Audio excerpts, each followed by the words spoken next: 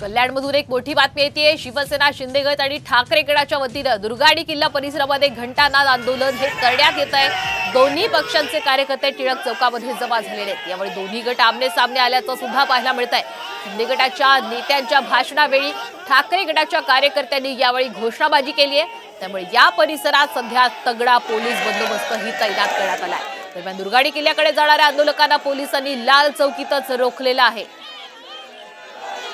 आपण पुन्हा जाऊयात आमचे प्रतिनिधी अभिजित देशमुख यांच्याकडे। अभिजित, आपण पाहतोय आता दुर्गाडी किल्ला इथं खरं तर ठाकरे गट आणि शिंदे गट आमने सामने आलेत आणि आता तर पोलिसांनी सुद्धा लाल चौकी इथं रोखलेल्या आंदोलकांना काय नेमकं सध्या घडतंय?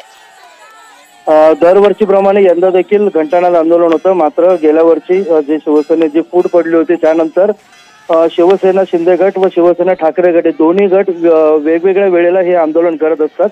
आज देखील हे दोन्ही गट टिळक चौकात जमा झाले होते।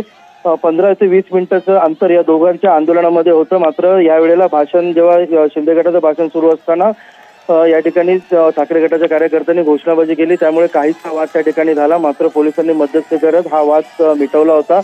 त्यानंतर काही वेळातच शिंदे गटाच्या पदाधिकाऱ्यांनी दुर्गाडी किल्ल्याकडे कूच केलं व दरवर्षीप्रमाणे यंदा देखील या आंदोलनकर्त्यांना लाल चौकी परिसरातच पोलिसांनी अडवलं। या ठिकाणी सध्या शिंदे गटाच्या पदाधिकाऱ्यांनी घंटानाद आंदोलन करत या ठिकाणी देवीची आरती केली आहे आणि आता एकंदरीतच पोलिसांनी त्यांना आता लाल चौकी परिसरात रोखून धरले। काही वेळातच यानंतर ठाकरे गटाचे पदाधिकारी देखील ठाकरे गटाचे कार्यकर्ते देखील याच ठिकाणी घंटानाद आंदोलन करणार आहेत।